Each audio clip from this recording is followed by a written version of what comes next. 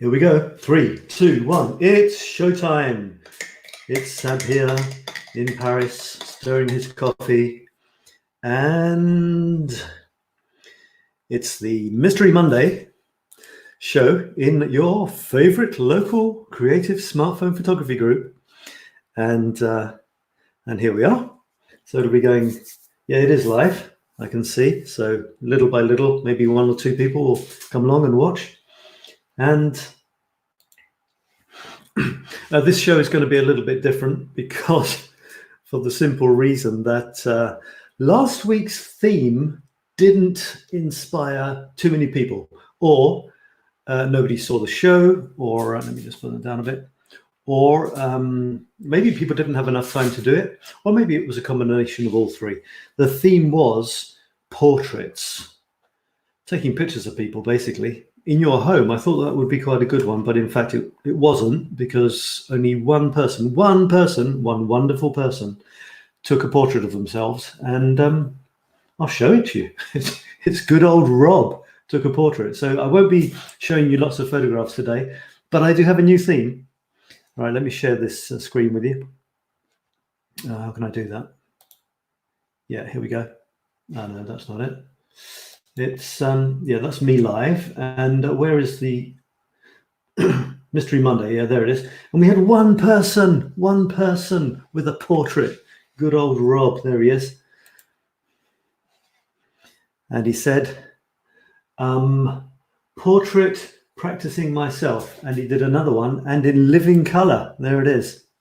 So well done, Rob. You took part. As I said, some of these themes work, some of them don't. You know, some inspire people, some don't. Sometimes there are situations which mean that people don't have time to do them, or, you know, they're just not inspired. This is how you learn. You give it a go, you put it out there, you see what happens. So I could have said, oh, well, I won't bother doing anything this week, but I've kind of committed to it, you see. And not only that, but I'll be doing more, not in this group. I'll stick with 1 a week. I think that's fine. I've got a new theme coming up for you, so watch out for that. I'll tell you that the new theme in about 3 or 4 minutes, okay? By the way, if you are watching, then say hello in the comments. It's always nice to have your comments, to know that I'm not alone. So what I'm going to do is I'm going to talk about photographs. You know, you don't give me any choice. You don't give me photographs. I'm going to talk about mine, or anything else that comes along. So I've loaded up a whole load of pages which I can talk about. I did want to tell you, if you're interested in photography, smartphone photography, you're a creative type. It might be that you are interested in writing as well, especially in the internet age. Blog writing or writing articles. So I've got this new group. It's a sister group for this one. There's nobody in it yet, or almost nobody, and it's called a Creative Blog and Article Writing Group. So I'm looking for people to join this. I'll start talking about it in a little while, and it's going to be like this. There'll be a weekly video. There'll be a weekly theme, and people can contribute their little snippets of writing.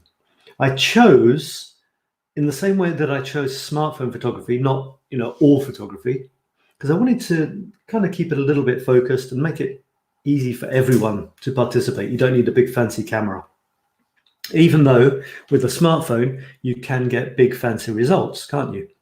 So this is similar. This one, I want it to be for people who've just got a blog, or they want to start a blog, or they want to, you know, publish articles on their website or on Facebook.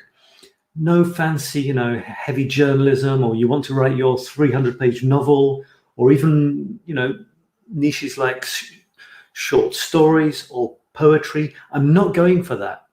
Of course, if people get into writing, then of course the skills that you learn, you know, playing with words, structuring sentences nicely, having narratives and stories, this can work for anything, can't it? But that's what I'm focusing on. So that if that happens to interest you, join the group and we'll have some fun in there. So back to good old smartphone photography. I'll tell you about my new theme. I don't have anything to illustrate it for you with, but it's going to be fruit fun things you can do with fruit, or fun pictures that you can take with fruit.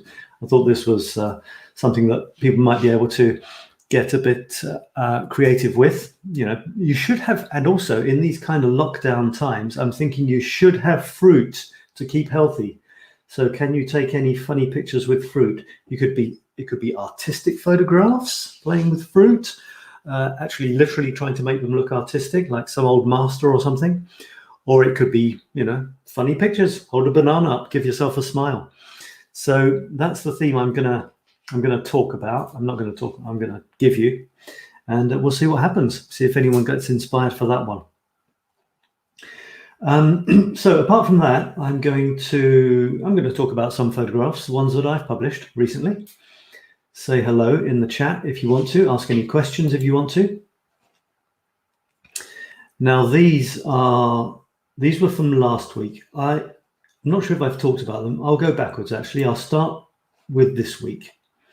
So this is these are the photographs I've published this week. And they're always almost always Paris-based photographs. And you might wonder how I'm finding, how I'm able to go into Paris and take photographs. Well, I can't. It's quite difficult, or you're not allowed to, unless you've got a good reason to. What about you? Is it, wherever you are, if you're watching this, is it easy for you to go out of the house? Do you have to have a piece of paper? Do you have restrictions, or what? Do let me know. If any comments do come along, I will address them and you can say hello, so that so I have a bit of something to bounce off what I'm saying. Otherwise, I will carry on talking about my photographs. And so a wide variety as ever. And the very last one I published was this one. And it was amazing because I was in Paris and I was thinking, what shall I do? I'll go for a walk, take some photos.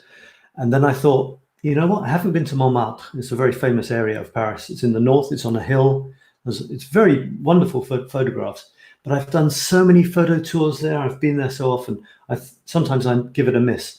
But then I went back and I saw it kind of through new eyes. It was amazing. I kept getting new ideas for photographs that I hadn't seen before. The same monuments like Sacré-Cœur that I hadn't seen before. Well, I mean, I'd seen it before, but I was seeing it through new eyes. They are new eyes because we kind of, renew ourselves from minute to minute. And I was getting new ideas and it was great. So this is a photograph that I took of Sacré-Cœur. It's this huge basilica. I don't know the difference between church, basilica, cathedral, all that sort of stuff. It's got these lovely big pimply domes. And I threw in a lamppost to have some contrast. And you see, I've kind of played with it. I've put the lamppost a third of the way in from the right. It's balanced because you've got one tower to the right of the lamppost and two towery things to the left. So that, for me, gives it a nice kind of balance. And the lamp is higher, but there's only one of it. There's three towers, but they're lower. So, I'm quite pleased with this. It's so difficult to take original photographs of the cliched old monuments. I mean, Sacré-Cœur has been taken, it's been photographed many, probably billions of times by tourists. So how on earth can you do something original? Well, either don't compare yourself to all of those others and just take your photograph anyway and have fun, or try something new, try a new approach. I went black and white for this one. Don't often do that, but I'm starting to turn quite a few of my photographs black and white these days, just to see what they look like and to give myself some new ideas, new inspiration. I've given myself the square limitations. So, for the foreseeable future, I'm taking square photographs, which kind of gives my photographs unity when you see them together, even if there's no unity apart from that, which is one technique. But within that, I do still need to be creative. So I'm starting to play with black and white. And one of the things black and white does is, in getting rid of color, it emphasizes shapes and forms much more. So in this photograph, I'm seeing the curves of the domes and the contrast between the high lamp and the lower domes, which is funny because, of course, the lamp is much, much lower than the church in reality. So, yeah, especially tonalities. You see, I mean, the whole lamp is quite dark, and yet even within the darkness of the lamp, you've got some highlights reflecting on the glass and the edge of the metal there. And it's very nice because in reality, the lamp's a kind of greenish color, darkish green. It's not the most beautiful color. But when you turn it black and white, the lamp has gone almost black. It's a beautiful, rich, dark gray. And 𝗧𝗢𝗘𝗕𝗢𝗢𝗞 is not pure white, but it's a very, very light gray. And then you've got the mid-gray sky in the middle, with it sort of goes darker on the outside and it's quite light behind the lamp, or it seems to be, because the lamp is dark, which makes the bits right next to it seem lighter, apart from the fact that it is a little bit lighter. You've got a tiny bit of whiteness on the edge of the lamp, highlighting it around some rim lighting of some sort there. So it's really nice, and it's good. You know, play around with black and white, go into one of the apps, hit the black and white option. And sometimes they have different options as well. You can have a very soft, not at all harsh black and white, very subtle tones of gray. You can go into harder. You can even have black and white, literally only black and only white.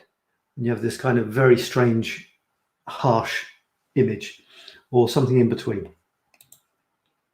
Let's see if I can find a complete contrast of that. Yeah, what about this? It's just around the corner from 𝗧𝗢𝗘𝗕𝗢𝗢. And it was me looking across towards the Eiffel Tower, of course.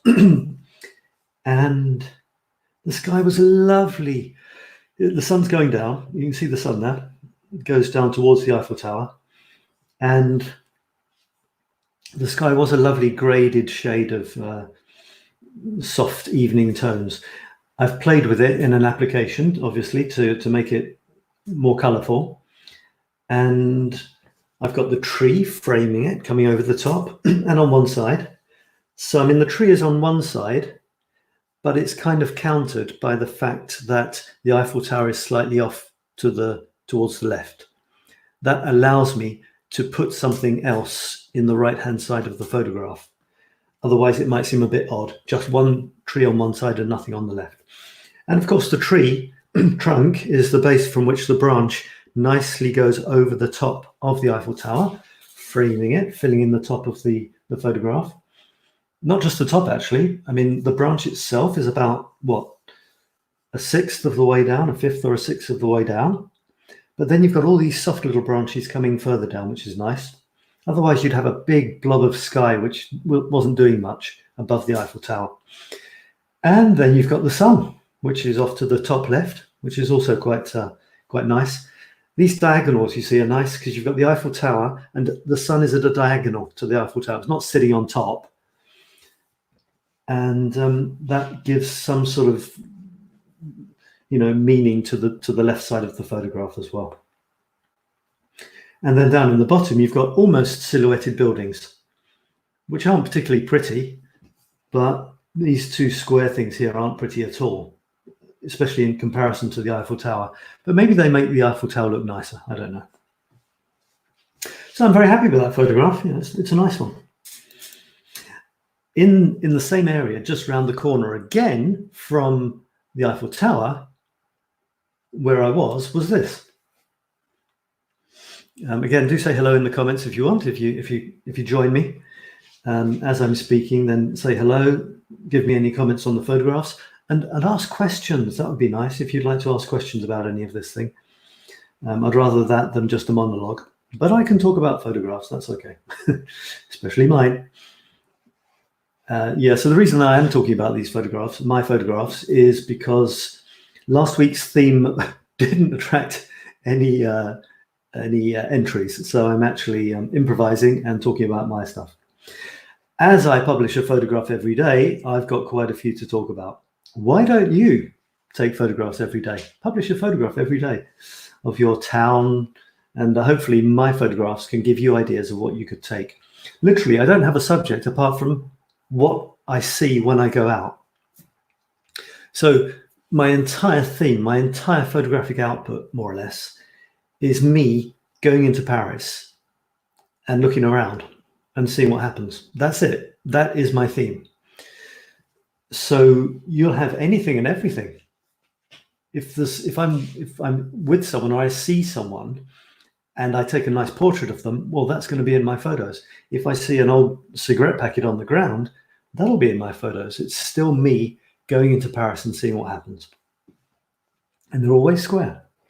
So this was kind of cool. You can see the same thing I was looking at in the last photograph there in the bottom left.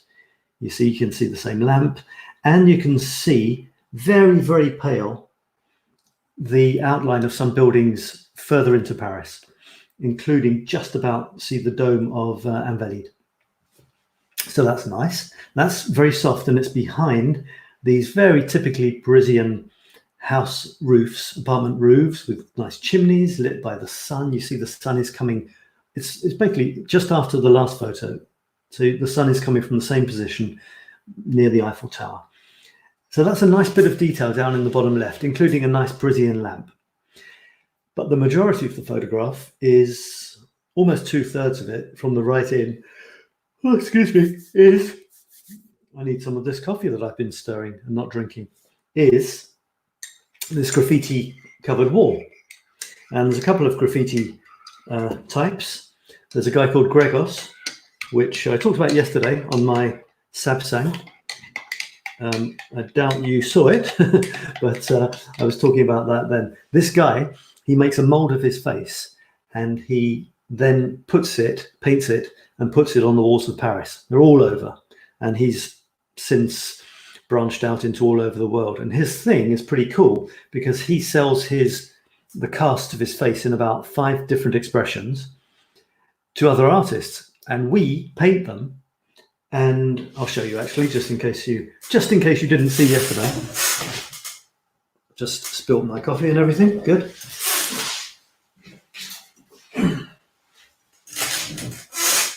So, for example, we take something like this and we paint it in our own style, you see. That is one of those masks up in the middle of the sun there, you see. So it looks like that. This one, he has his tongue out. And I painted it in my style. My style is called 𝗪𝗡𝗍. And what happens goes off one side, carries on the other side there, you see. And this goes off that goes off the top there and carries on the bottom. So that's my style. So I put my style on his thing. You see, it's like that. So you buy them from him, and the idea is you paint them and you stick them on the walls of your city. And I bought about 4 or 5 of these. And when I painted them, I fell in love with them so much that I couldn't bear to put them on the walls of Paris because I thought they'd just get smashed. And so there it is. You see, it's even got my little 𝗪𝗡𝗍 signature logo thing there, you see. So I spilled my coffee, but I managed not to break my beautiful 𝗪𝗡𝗓 face. So his face is there in the middle of that sun, and it's also in the middle of these wings. It used to be just his face, and now he's branched out. And just below it, to the right, is the cat, or Monsieur Chat, Monsieur le Chat, Mr. Cat. And this is another well-known Paris graffiti person who does this cat. Big smiley cat, so it's quite positive. And the thing with graffiti is, and any sort of street art, as a photographer, is if you just take a photograph of somebody else's art, well, I'm just mopping up my coffee here. Well, what have you added? So that's something I always point out. You can take photographs of other people's street art if you want, but that's all you're doing. You're not really being original. But if you start to take it at an angle, you put it along with somebody else's art, you incorporate some other strange elements, then you're starting to get more original. So that's always my challenge. Street art is fun, it's nice, it's part of Paris, or it's part of your town. But be careful not to just take a picture of somebody else's art. Unless you want to do a collection of the art in your town or around the world, sure, obviously. So that's nice. And there was this plane coming in to going past the Gregos face with the wings. So that was another kind of fun thing. And I think I wrote about that in my text, which is down here. This is 𝗓𝗡𝗡𝗎𝗓.com. I think I did actually mention that. I said, high on Montmartre slopes, gazing across to the barely perceptible dome on Hôtel des Invalides, probably, I wasn't sure. Street art is in full bloom already, despite the chilly weather. Gregos' smirking sun and wistful wings seem to be greeting the passing plane, while Monsieur le Chat, that's Mr. Cat, is keen to get in on the game. I have a sneaky Paris painting project up my sleeve too, I didn't tell you this, which I'm mentally preparing with infinite care for post-lockdown days. Soon Mr. Cat will have some squares to leap. So I'm going to put some of my little squares, I'm going to put some of my little square art. My pictures are 9 of these together as a one big square. I'm going to start putting these little squares around Paris, and people will wonder what on earth they are. Right, do say hello if you're watching, and if you have a question about anything to do with photography, my photos, your photos, anything you like.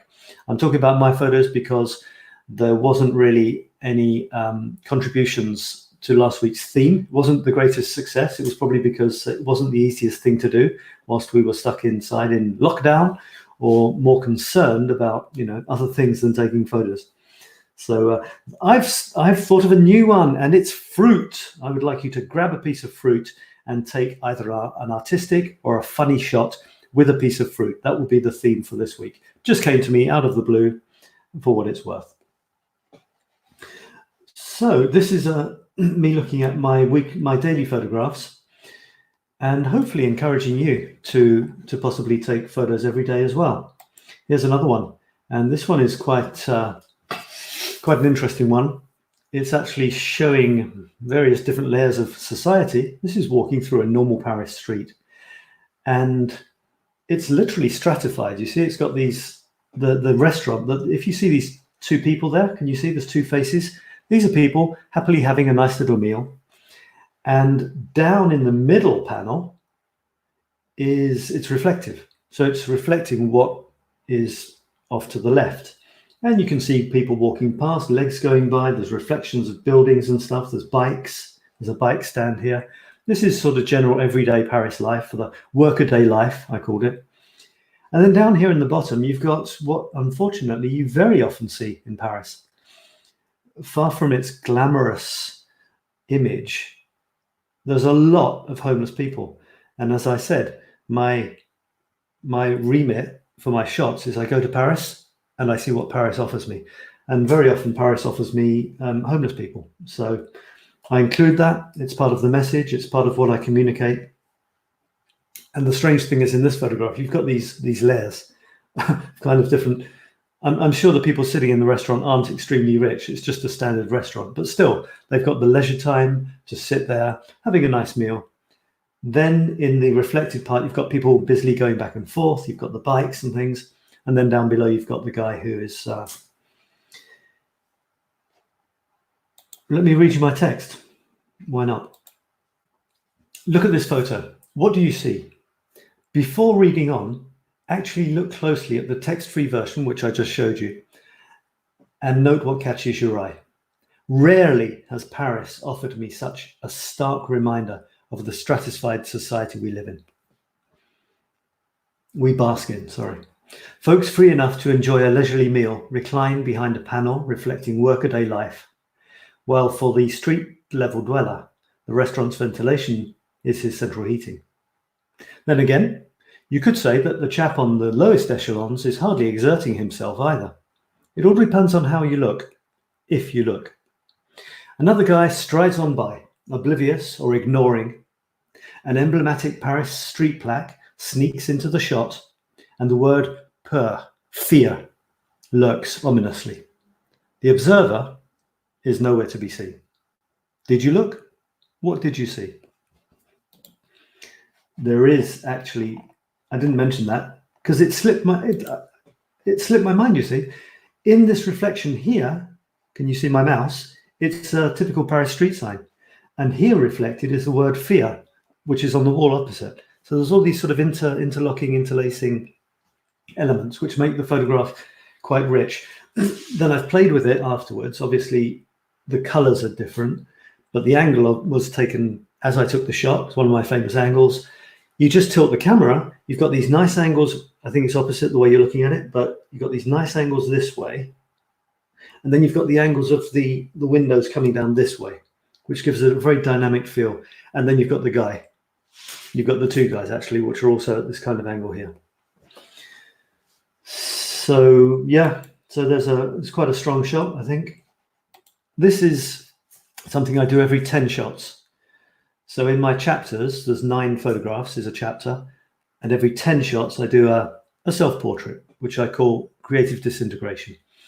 And so that means, if you do the math, there's every now and then there's a grid where I'm thankfully not present, but most of them I am. And this is simply because, well, I'm me. So it interests me to see, for one thing, how I can make every single photograph of me completely different from any other. That's an artistic challenge.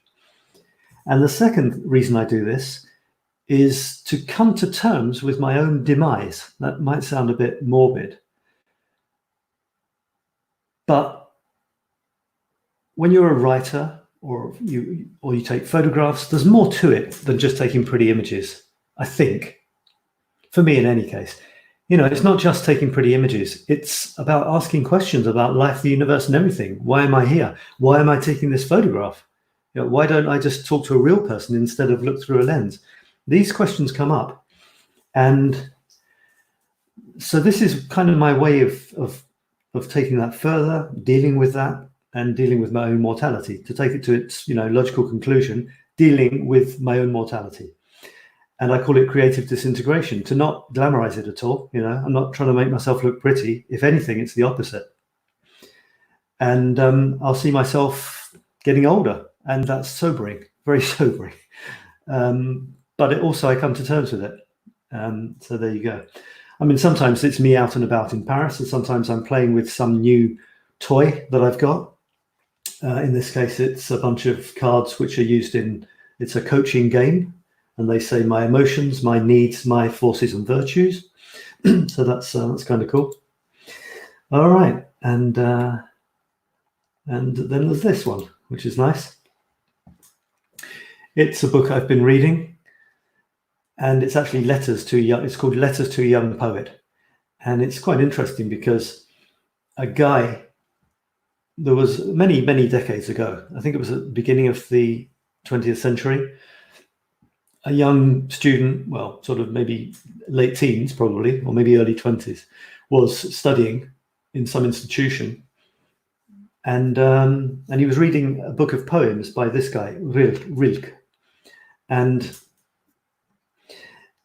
the guy, the abbot or whoever was the head of the school, the chaplain or whatever, came over, saw him sitting on a bench, and he said, Rilke.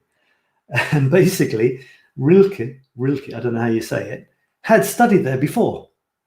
And then he left and he started writing poetry and getting published.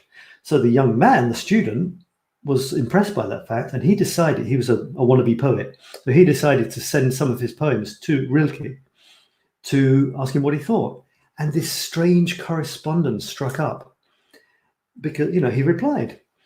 And the funny, ironic, maybe not. The thing is, the young poet never became well known. But the letters that were written to him did, but written by the other guy. So, the young poet was kind of a pawn in this process. But he published the letters that he received, and they're wonderful. They're slightly odd because of this strange relationship. They're not made, they weren't written to be read as a how to become a poet guide. But because of that, they're all the more charming, all the more intriguing. And he gives you some gems, and one of the most interesting is, it's straight out of a sort of self-help book today in a way. Don't worry about what other people think. Just write. Don't write for other people. Don't write to impress people, for anything. Just write. Don't write about the most common subject. Write anything that comes to your mind. And don't write for others. Write for yourself. And then true poetry will come out of you. So I like that. So I tried to incorporate that into something that I created. I was on a train. There's the landscape going past. It was on my lap, the book. I'm reading them. I write poetry. So, you know, there's these links that come and go, that get interwoven, interweave things that are in your life with your life and create something new with them through a photograph. It's ideal, isn't it? But try to have some deeper meaning, 1 or 2 layers deeper, not just, here's a picture of the book I'm reading right now, you see? Because it's like that would be like taking a picture of somebody else's graffiti without adding anything. So that's some of my stuff. I will now talk about another couple of things before I sign off. Yeah, I did mention earlier that I'm starting a sister group to our smartphone photography one, which is there. Okay, and I'm calling it the Creative Blog and Article Writing Group. And it's very much in the same spirit. You know, you're going to post things. There'll be a weekly theme. I'll do a weekly Facebook Live where we can share our writing, and it should be fun. So if you want to join that, please do. If you feel that you're also interested in writing blog articles or any sort of article which is nicely written, which is artistic or creative in a way, then that'll be for that. I wanted to tell you about something that I've been doing recently, and that's I've decided to take up juggling, and I can't juggle yet, but what I wanted to tell you was that a friend of mine, an online friend, sent me this this kit. It's called 𝗧𝗢𝗙𝗘𝗕𝗥𝗢𝗙, that's how you pronounce it. And you actually make your own balls. How about that? You actually sew them with a needle. And you can do 2 things with this. You can juggle with them, which is supposed to be fantastic for the brain. And I'm getting there, but it's very tough. I can't juggle yet, but I'm working on it. And also you can kick it around, trying to keep it off the ground with yourself or with others. And you're not supposed to touch it with your hands. So it's not just hitting it with your hands, anything but your hands, basically. So that's pretty cool. And the guy, he sends you a kit, you get a funnel and everything. And he is so here's his website. It's called 𝗧𝗢𝗙𝗘𝗕𝗥𝗢𝗙. And he's into play. He's into the idea of play being a wonderful approach to approach life with. Look at life as a game. And yeah, it's a very nice website. There's his kit, you see. He's also into origami. So making things with your hands, beautiful little paper animals, turning something which is 2D into 3D. Great approach. And he's got a great character, and he does these funny videos as well. Another thing that I've been up to this week, and that is finally starting my website, a website which is with a web name that I've had for a long time. Like many decades, actually, ever since websites started. And it's called lazypig.com. How about that for a website name? There it is, lazypig.com. Just started it up. It's going to be for writing with no photographs for once. So I do so much on photography. I thought, let's focus on writing for a while. So it's going to be writing. I might include some cartoons, which aren't mine, but that I like. But it will be fundamentally about writing on creativity, productivity, curiosity, so the funny side of life, and infinity, which is more like the deeper, meaningful stuff as well, because that's interesting too, folks. And it all kind of wraps together anyway. So that's something I'll be doing, and I'll finish off by telling you about this. This is a fun new project as well. I decided to start a Facebook page, that's all. There's no website for once, thankfully. And it's just called Today's the Day. And it's about posting in it up to once a day. And you start with Today's the Day. And the idea is you say what makes today special. So I want it to be something which isn't banal. It's not like today's the day I ate this apple, or today's the day I decided to think positively. This is vague, man. This is like nowhere. It's nothing. It's just blah, blah. It's, you know, hippy dippy shit. I'm looking for something. I mean, I'm encouraging people to say, today's the day and then it's something they don't do every day. In fact, it's only this day that they will do that thing. And then they can look back on their lives or that particular day and think, yeah, that was the day I did that. And it's really something worth remembering, not just something vague. And the thinking behind this group, today's the day, is that we don't realize our lives are running away with us. We don't notice the days going by.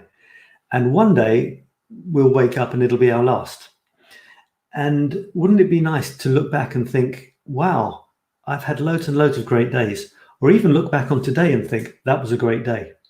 Because if our life is the sum of our days, then if we're having good days, we're having a good lives. That's my thinking. And also a day is cool because a day is like a mini life. When you wake up in the morning, it's literally like you're kind of born again, aren't you? From wherever you were in sleep. You have your day and then you kind of drop off the planet for a little while when you go to sleep. And on one of those days when you drop off to sleep, you won't wake up. So let's make every day worth remembering for something. Imagine that none of your days were worth remembering for anything. Well, that would kind of mean that on your last day, you wouldn't be looking back on that day. You'd be looking back on your life and you'd be thinking, well, that life wasn't worth much. And wouldn't that be a shame? So let's do the opposite. That's the idea of this group. Let's do the opposite. Let's make every day a day when you say, today was the day I did this cool thing. And I'm really pleased with that. And it's fun, you know, people are joining, people are writing their today's the day with all sorts of things. You know, it could be they made a video with their kid, they started doing yoga, they decided to start their book. It's great. We're getting some really lovely stuff. And although every post, one post a day per person max, must start today's the day, in the comments, you can chat about anything you like, give links, anything at all, but in the comments. So that's that, and that's fun. And I think that's about all I'm going to tell you about. And yeah, well, I'll just finish also with what's happening on my personal page, which isn't really personal. It's just everything I do I'm putting here. I've got a project coming up, which is a painting come sort of charity thing to help plant more trees in Australia. This is going to be an artistic project as part of my 𝗪𝗏𝗡 Connective website, where I get people to adopt little squares. And for this project, I'm going to do about 9 of these paintings. So there'll be about 81 squares. And the money that is raised, they don't cost much. It's a few euros for one of these, but it's more the symbolism and the fact that you can connect with people around the world that you don't know. And any money raised will go to planting trees in Australia. And the animals are suffering a lot because they've lost their habitat, and they've also lost food because a lot of the trees, they eat the trees. Not all of them, otherwise that would be the same problem again. So I'm doing a little artistic project where this is a pre-project. The pre-project is me doing 9. I like the number 9 of these little cards. Oh yeah. Grown man cracks up in lockdown and starts colouring in pictures of animals on the back of business cards with felt tips. You heard it here first. And I'm up to, see, I've done a few. I've done 3 so far. See those? Hang on. So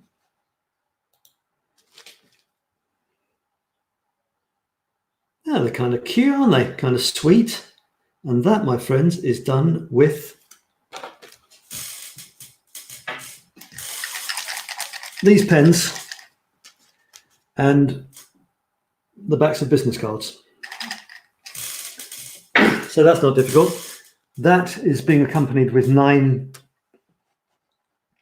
Australia quiz questions. Very simple, you know, I'm just making them up, but they look like that, which is quite fun.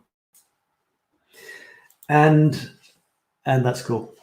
So that will lead into a 9-day sort of mini video project where I'm doing the paintings. So there'll be a video per day, or 9 videos over the process, from the basic raw bits of stuff to the finished paintings. I'm planning that to be a series of nine steps, not necessarily 9 days. And then I'll put the little pieces up for adoption, and hopefully some people will adopt them, and the money will go to my friend Laurel in Australia, who will plant trees. So that's nice. And the final thing I'll show you is that I've decided to share my favorite music with the world. I don't see why I should be the only one to enjoy it. So every now and then, every few days, when a song comes to my mind, I'm just going to put it on this page here. Because I love it. I love music, but I don't actually produce my own. So it's a way of me sharing something else that I absolutely love on a regular basis, because music is really a big part of what I do, how I live my life. I just don't happen to produce music. So that's my way of bringing music into the mix. And just one, as I said on the Today's the Day thing, I'm bringing my photography into the mix, because I change the banner every day, and it's my picture of the day. You see, do you recognize that? You see, it's the black and white photograph I was showing you about Montmartre and Sacré-Cœur. And I changed this when I'm inspired. I changed the words underneath Today's the Day as well. So everything is coming together in this one big, beautiful, amalgamous mess of life, universe, and everything, and photography and writing, little cards and balls to throw, all coming together nicely. So I'll leave it at that for today. If you watch the replay, thank you for watching the replay. I hope it was interesting. This week's theme will be fruit. So grab a piece of fruit in your home and take a funny or even artistic photograph of it or of you with it.